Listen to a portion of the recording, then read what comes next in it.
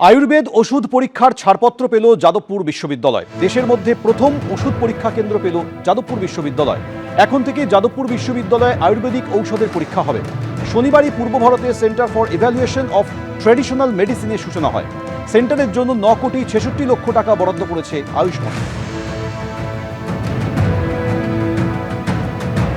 এসআইআরের শুনানি চলছে। সেই শুনানিতে কেউ অসুস্থ হয়ে আসছেন, কেউ চোখে জল নিয়েই সেই শুনানিতে হাজির হচ্ছেন। যেমন বিজয়গড় বিদ্যাপীঠ, সেখানে লম্বা লাইন, প্রয়োজনীয় নথি দিতে না পারায় কারো চোখে জল। বিজেপির জন্যই হয়রানি, ক্যাম্প করে অভিযোগ করছে তৃণমূল। কোনো সমস্যা নেই, আতঙ্ক তৈরি করছে তৃণমূল, পাল্টা জবাব দিয়েছে বিজেপি। বিজয়গড় বিদ্যাপীঠে রয়েছে এবং সেখানে দেখতে পাচ্ছি একেবারে লম্বা লাইন, যারা হচ্ছে এসআইআর হিয়ারিংয়ের জন্য এসছেন। কেউ বসে আছেন হাতে একেবারে স্টিক নিয়ে চেয়ারে, কেউ বা জানাচ্ছেন যে দীর্ঘক্ষণ ধরে তারা কিন্তু এখানে যে লাইনে হিয়ারিংয়ে, সেই হিয়ারিংয়ের লাইনে দীর্ঘক্ষণ ধরে এসছে। একজনকে দেখতে পাচ্ছি আপনি বসে আছেন অনেকক্ষণ ধরে, কাঁদছেন কেন? এই করুণ পরিস্থিতির জন্য কাঁদতেছি। আমার কষ্ট হাঁটতে। আপনার বাড়ি থেকে মানে এটার জন্য কিছু বলেনি তো? বয়স কত আপনার? 78। কি অবস্থায় পড়লেন? আমার প্যারালাইসিস।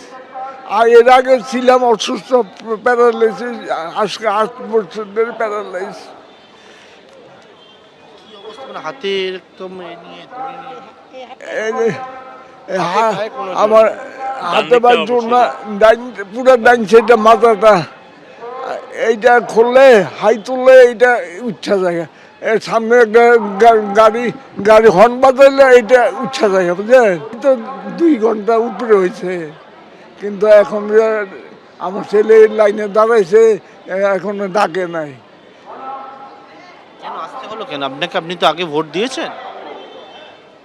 এর আগে দিয়েছি স্কুলে আইসা, আমার ওয়াইফও দিছে, কিন্তু ওই ভোটার বলে কাজ হবে না। আমার ওই যে 2018 সালের কোনো কাগজ নাই, এই জন্য। জমির দলিল আছে? এমনি জমিন দলিল আছে, জমি ক্রয় করা হয়েছে 2022 সালে। সমস্যা হচ্ছে, ওনার ছেলে কাগজপত্র তৈরি করেছেন এবং যে হিয়ারিংয়ের যে লাইন, দীর্ঘ লাইন, জানাচ্ছেন যে অনেক সময় ধরে অপেক্ষা করে রয়েছে। একজনকে ধরে প্রায় 3 জন মিলে কোনো রকমে নিয়ে এসে কিন্তু যে হিয়ারিং লাইন সেখানে যাচ্ছেন। রাজ্যে এসআইআর প্রক্রিয়ার পর এখন চলছে এসআইআর এর শুনানি। রাজ্যপাল সিভি আনন্দ বোস তিনি কি বলেছেন শুনুন। SIR is an inevitable process to ensure free and fair elections in the country.